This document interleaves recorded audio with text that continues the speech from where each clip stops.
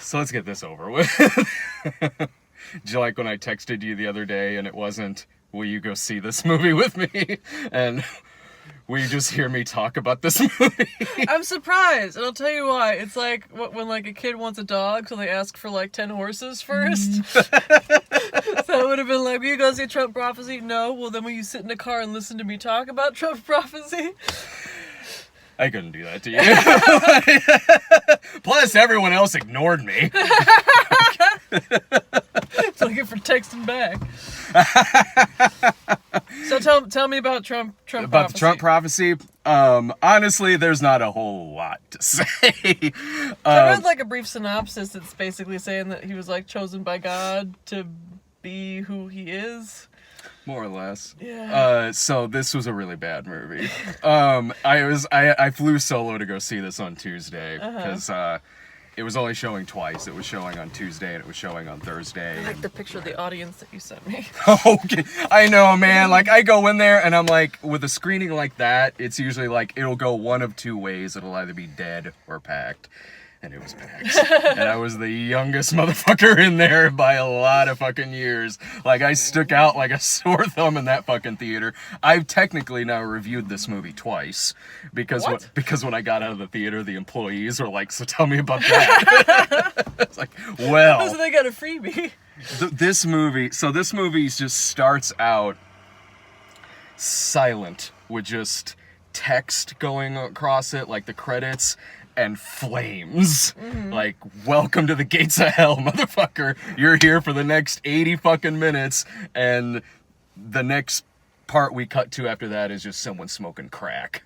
So, I don't know what kind of fucking movie I'm getting into, but I know I am not gonna like this trip with the flames into hell in this movie called The Trump Prophecy, instantly cutting to crack house.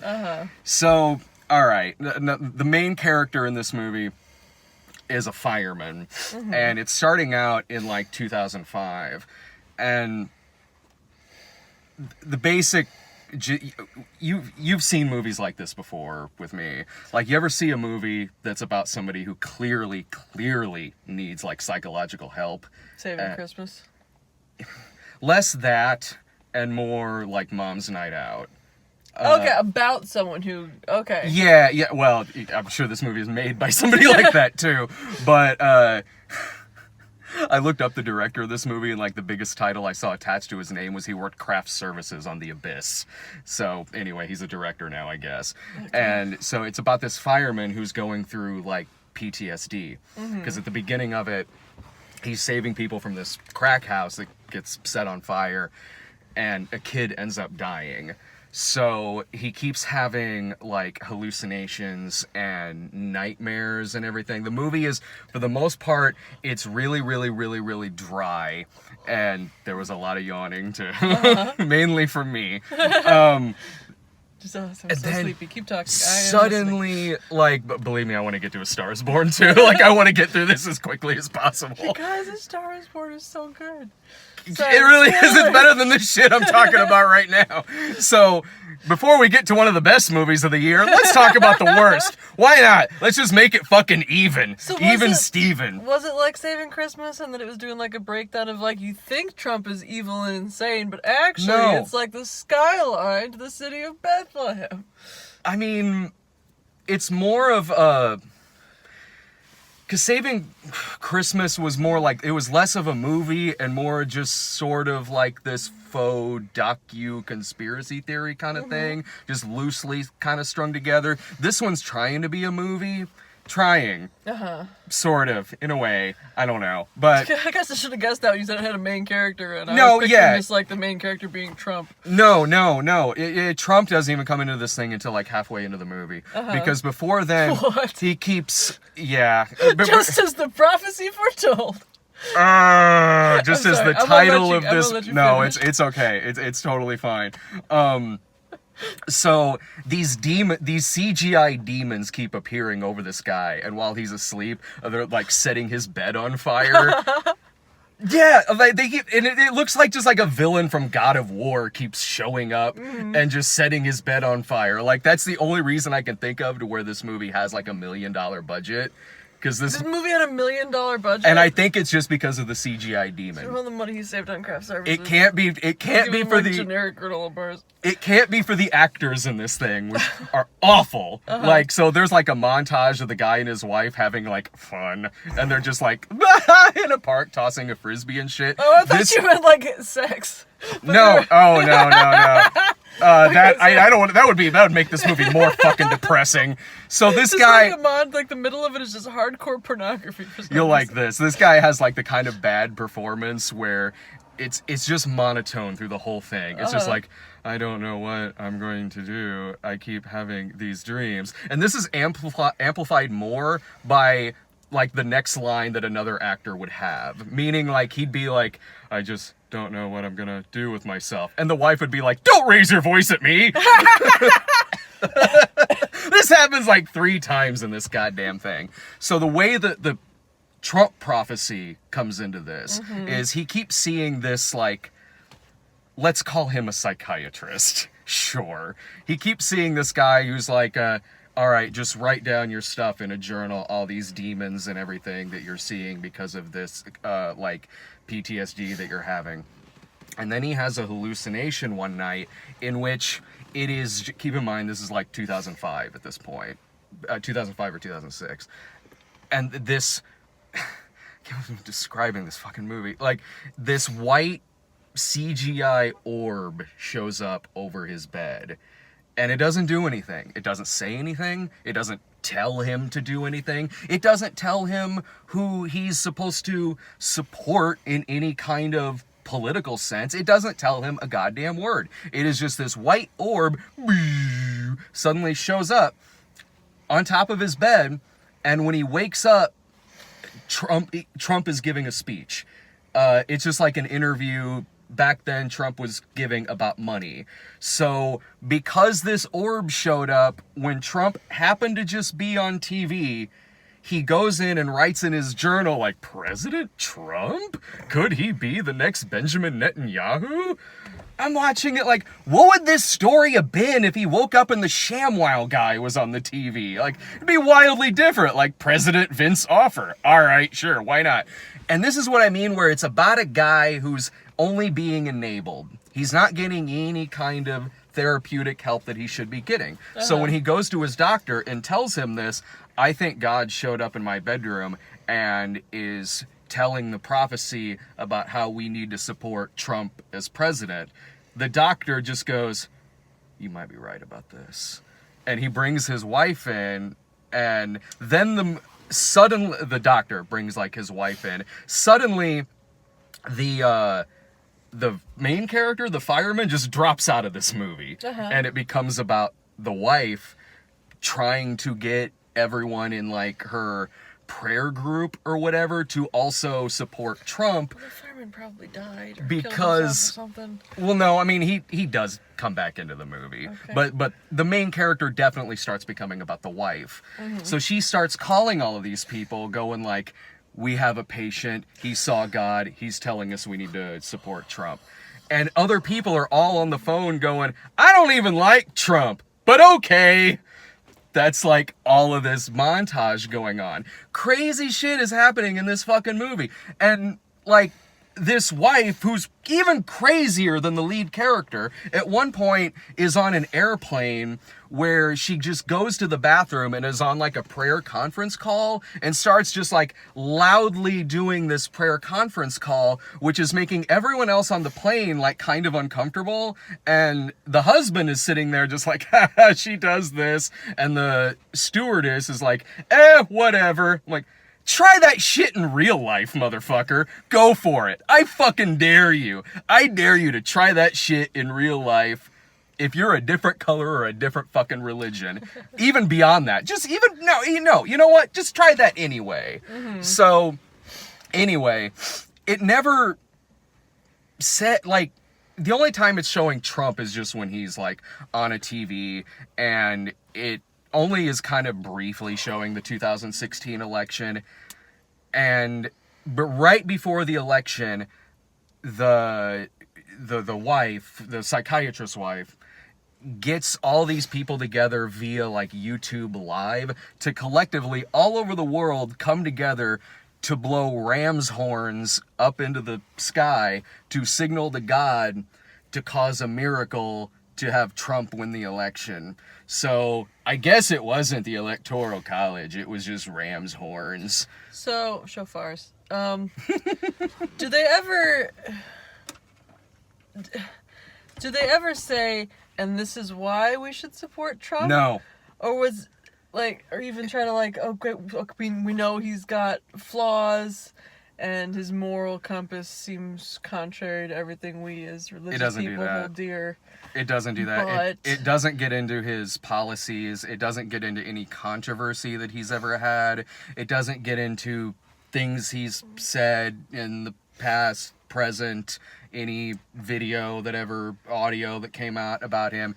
Never gets into that at all. It's just simply, we need to cause this miracle to happen because we totally 100% believe that a God orb showed up in this fireman's house while Trump happened to be on TV, and so we just need to put everything in this basket because I guess glowing orb is God, and it was on TV when Trump was playing.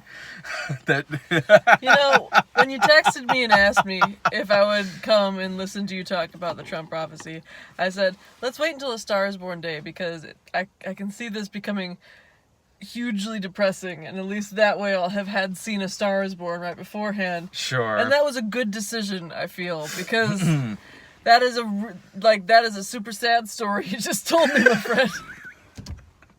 None of you people had better spend money on this movie. I'm kind of mad at him for spending money on this movie. A-List wouldn't let me use it. A-List popped up. No, you should have bought a ticket for some fucking like Skyline or something that's still showing. And Skyline? Sneaky style. I don't know. Whatever's still showing. It's just the one where The Rock jumps on a building. Oh, Skyscraper. Yeah, Oh, that's gone. Buy a ticket for that. I don't care. Yeah, like, I tried using A-List, and they popped up a thing that might as well have said, sorry, we don't consider this a movie. Like, you touche, A-List, I guess you got me there. You need a drink?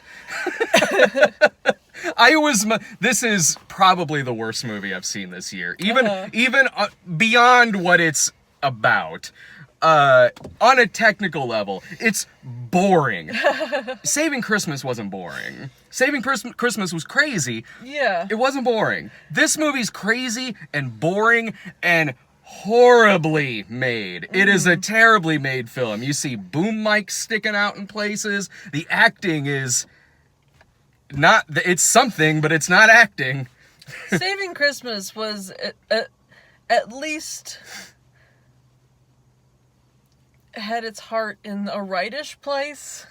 It wasn't like, all it was doing was trying to talk Christians into spending money on presents. Sure. And you know what? That's fucking fine. Uh-huh. You raise a really good point where it's like, if you dig deep, the deepest you've ever dug in your life, you could say, okay, in the loosest of senses, this guy is, let's take context out of it, this guy is trying to teach this guy to not be such a curmudgeon. That's it's like stretching. But again, it's not trying to talk people into supporting something not Christian. Destructive. Or wildly insane. It's just, hey, you Christians that are kind of uptight about the whole presents thing, here's some reasons you can just go ahead and buy some presents and enjoy your eggnog. It's like, I don't care! I don't care, just fine. That's a fine argument to have. Mm-hmm. Yeah, no, this movie wasn't really any of that. This movie's depressing, man. The only laugh I got out of it... depressed by proxy. The only laugh I got out of this boring-ass, horribly made movie was, there was one part where the guy goes for a physical exam, and the doctor says, like, you've got the metabolism of a 70-year-old. And some woman in the audience just goes, ooh. Like, okay. That happened. See, her ass was sent by God. Why is God in this theater? She thought she was in book club.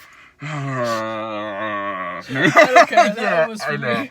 I know. Yeah. Moisture, whatever the shit that. Or what was the line from Mamma Mia 2? Be still, my beating vagina. Yeah, well, I guess I'm glad I got that movie out of the way. Ticket for Mamma Mia 2, here I go again, and then snuck into And then the Trump prophecy. And then snuck into the Trump prophecy. Or just saw Mamma God. Mia 2 again. Yeah, right. There's a lot of other things I could have done. This movie, and I didn't know how long this movie was going to be because it was scheduled for 2 hours, which at a Fathom event could mean anything. It could mean either the movie's 2 hours, or it could mean it's shorter than that, but there's like documentary footage afterwards. So, Ooh, speaking of Fathom events, when is the Twilight?